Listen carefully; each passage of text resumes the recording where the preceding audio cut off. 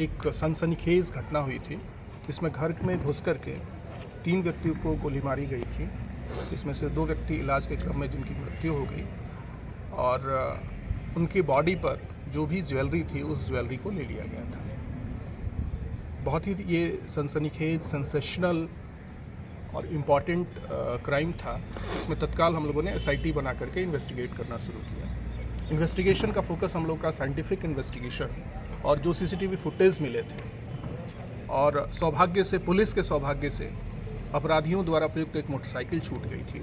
उस मोटरसाइकिल के स्वामित्व और जो CCTV फुटेज हमको प्राप्त हुआ था उस फुटेज और उसके बाद जो सर्कमस्टेंशियल एविडेंस था, उस सर्कमस्टेंशियल एविडेंस के आधार पर हम लोगों ने इस कांड की विवेचना शुरू की और लोगों को, जिन जिन लोगों का पिक्चर CCTV फुटेज में आया था और हमारे पास जो सोर्सेज थे, उस सोर्सेज के इंफॉर्मेशन को वेरीफाई करके हम लोगों ने गिरफ्तारी शुरू किया और लोगों ने अपने जो कन्फेशन दिए और उस कन्फेशन के आधार पर जो हमारी रिकवरी हुई, जो डिस्कवरी हुई पूरे केस की, उस में ये स्पष्ट हुआ कि इस पूरे क्राइम का सूत्रधार, बॉस ऑफ द गैंग जिसको बोलते हैं, वो सन्नी यादव, कुख्यात अपराधकर्मी सन्नी यादव उर्फ अवधेश यादव था, जिसका पिता नाकट गोप भी कुख्यात अपराधकर्मी रहा है और वो जो छूटी हुई मोटरसाइकिल भी थी उसका भी स्वामित्व सन्नी यादव उर्फ अवधेश यादव की मां के नाम से था।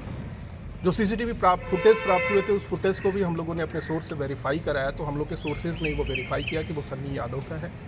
उसके बाद हम लोगों ने विस्तार से इसकी विवेचना प्रारंभ की।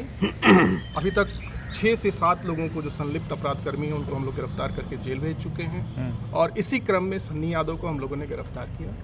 सन्नी यादव के पास से मोबाइल हम लोगों के ने सीज किया है और इनको हम लोग फिलहाल गिरफ्तार करके पुलिस हिरासत, इसको जुडिशियल कस्टडी में भेज रहे हैं और वहाँ से कल ही हम लोग उसको पुलिस रिमांड पर लेकर के और जो सीज्ड मटीरियल, जो मटीरियल वहाँ से गया है या हत्या के मोटिव के संबंध में या और जो आर्म्स बरामद है उसके बाद कौन से आर्म्स यूज हुए हैं, इसके बारे में हम लोग पूछताछ करेंगे और पूछताछ से हम लोग को जो साक्ष्य मिलेगा उसके आधार पर हम लोग इस घटना में जो एविडेंसेस है उस एविडेंसेस के क्रम को पूरा, अभी तक जो अनुसंधान है उसके जो अभी तक अनुसंधान हुआ है उसमें मंटू शर्मा जी की और उनके पिताजी सुधीर शर्मा जी की हत्या हुई थी। उनके छोटे भाई संजीव जी को गोली लगी थी जो इलाज के क्रम में ठीक हुए हैं और हत्या के पीछे जो मोटिव है अभी तक शुरू से 2 ही तरह का रहा है,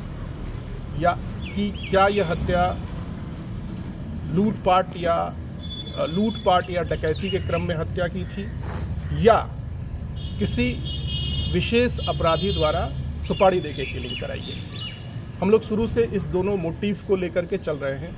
अभी तक का जो अनुसंधान है उस अनुसंधान के हिसाब से सन्नी यादव को जब हम लोग एक बार रिमांड पर लेकर के और जो डिस्कवरी करेंगे उसके आधार पर ही हम लोग इस दोनों में से what was the most probable इसको हम लोग इस्टेब्लिश करें। सन्नी यादव पर पहले से भी कोई अपराधी? सन्नी यादव 2012 से ही आपराधिक वारदातों में शामिल है। हम लोग आपको क्रिमिनल हिस्ट्री दे रहे हैं। इसका क्रिमिनल हिस्ट्री बहुत लंबा चौड़ा क्रिमिनल हिस्ट्री है। अभी तक हमारे पास 6 कांड आए हैं, उसके अलावा भी बहुत सारे कांड हैं जिसमें ये अभियुक्त रहा है।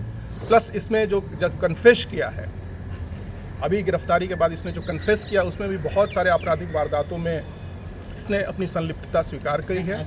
इस कांड में आप लोग जब CCTV आप लोग के पास भी आया होगा किसी माध्यम से, CCTV में यही सबसे पहले लीड करते हुए घर में घुसता है।